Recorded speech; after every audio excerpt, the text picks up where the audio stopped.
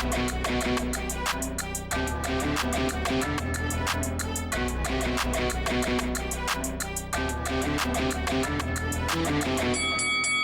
guys, welcome to Boxing Squared for boxing news and views from around the internet. These are the post-fight reviews for Fabio Wardley vs Daniel Martz and also Dempsey McKean vs Ariel Bracamonte. So this is was on the Lawrence Okolie Sislak undercard. So we'll start with Fabio Wardley, who declared after his fight with Daniel Martz, which ended inside 2 rounds, that he wants rounds this year and he also wants the British title. So it's going to be hard to get rounds if they keep matching him this soft with guys like Daniel Martz, who once they take a few shots, they don't want it anymore. And that's what we saw again in this fight. So after a slow first round, and this is sort of becoming a bit of a Fabio Wardley specialty, he comes out, he looks a little bit lackadaisical, starts slowly, really sort of not doing too much, and it gives the other guy confidence. We saw that against Eric Molina, and Molina clipped him, hurt him. Ultimately, Wardley came back and stopped him. And a little bit sort of similar here, you had the same sort of scenario, slow start. Daniel Martz actually starting to fancy it. Second half of round 1, starting to come forward, let his hands go, catch up with a few right hands on Fabio Wardley. And between the rounds, Wardley's trainer was reading him the right, saying, look, you need to step up the pace, the aggression. He cannot hang with you. And that's exactly what we saw in round 2. So Wardley comes out like a man possessed, with intent, with purpose, and he lands a big right hand on Daniel Martz, followed by a crisp left hook. Daniel Martz goes down heavily. Daniel Martz beats the count, but you know that it's all downhill from here. Daniel Martz is caught with another left hook, didn't look completely clean shortly after. He goes down and he's now complaining about something with his right here, and he decides not to get up, not to beat the count. He is counted out and it's all over. Fabio Wardley advances to 13-0. And this was always going to shape in this sort of way because this is the Martz sort of way. He gets hit with a couple of shots, doesn't want it anymore, and we saw it again. So if they want rounds for Fabio Wardley, going to have to match him with some tougher journeymen. I mean, maybe they think they're past the level of a Kamil Sokolowski, but at least you know that is not going to be a situation where Sokolowski is just going to fall over. He's going to hang tough. He's going to try to, give you work and give you rounds and try to win the fight. And there certainly are some journeymen out there that can give Wardley rounds if they decide to get them.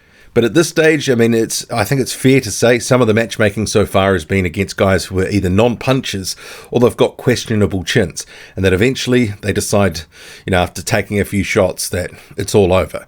I don't want to say that I'm frustrated with the way that they're sort of moving him, because I think with the limited sort of background in the sport, they're trying to run that delicate balance of giving him experience, right tests at the right time. But I don't think they need to be just trying to get highlight reel knockouts, on his record, because he would benefit from going 6, 8, 10 rounds, that sort of thing. Maybe it'll be a little bit ugly. Maybe it won't look, great and people won't be sort of wow afterwards. But he would benefit from being able to test himself, put together what he's doing in the gym into action in the ring. So hopefully they can actually get him some rounds, because at the time that he steps up, if he doesn't have enough in-ring experience and, he's had too many cream puffs, it's not going to end well, or he might have some adversity and doesn't know how to handle it in quite the way that he should. Okay, so let's move on to the other fight, Dempsey McKean. So this was the first fight on the card. It was not actually on the DAZN portion, it was on the Before the Bell section, so you can find this on YouTube. This was a pretty sort of standard decision win for McKean, 80-72. Straight up and down, no special effects. Ahead of the fight, McKean said that you're going to see a career best performance. He boxed well, but I wasn't wowed. It's sort of a situation, McKean's roughly about top 30, there or thereabouts, but there was nothing in that performance that sort of made me think that he's going to raise any higher than that at this point.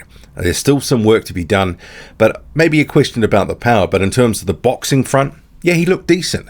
I mean, he was working well with the jab. There was some good movement. He does move well for a big man. He started to mix up his punches a bit more as the fight wore on. Early on, it was sort of jab, 1-2, mostly straight punches. After that, started to mix it up. He was never really in trouble, but he had in his opponent, Ariel Bracamonte, a guy who was almost 300 pounds, who was really only looking for a counter right or the odd left hook, who just really wasn't sort of throwing much. Kind of a situation, Bracamonte walking forward, high guard, plodding forward, not really doing too much. So McKean had it his own way for the most part. He looked okay. There was nothing, it was solid without being spectacular. But probably not the sort of statement he would have been hoping to make. When you consider Bracamonte in recent years has been knocked out a number of times, McKean was barely able to put a dent in him. There was one time, I think in the third round, where he may have buzzed him a bit, but apart from that, Ariel Bracamonte seemed to be just in there, surviving, doing the rounds, really didn't have too much trouble in there. McKean was landing at will almost, but not really putting a dent in him. So it's another win, and that will help maintain rankings. But I guess the question is, what are they going to do with him? Where do they go now? I mean, he is on a 3-fight deal, as I understand it. He's talked about getting out pretty quickly again. So maybe it's not going to be anyone too good. I mean, they were talking about potentially guys that are ahead of him in the WBO and the IBF where he is ranked. But a lot of guys are not with Matchroom. It may be hard to make some of those fights. It might have to be you have to get into eliminators. But Don Hainsworth and Ariel Bracamonte for his first 2 fights, it's a little bit softer than I was hoping to see. He's fought above this level previously. That Johnny Rice win from 18 months ago has held up well. It's aged well. And I think, they might be polishing him a bit more in that Tony Sims gym, but he's ready for better.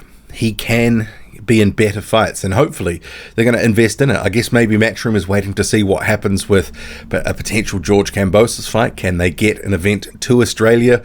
I mean, they would undoubtedly like to have McKean on a big Australian card if possible. But we'll have to see. It's sort of, the matchmaking's been a little bit sort of light in terms of the ambition, but obviously he's still got a little bit of time to build, and he's been adapting with the training of Tony Sims for the past 6 months or so. We'll have to wait and see what they do with McKean. But pretty standard sort of win here, 80-72. Fabio Wardley, second round stoppage, as expected. What do you make of it all? Drop a comment loud and often. Hit like, hit subscribe, follow me on Twitter, boxing_squared. I'm out.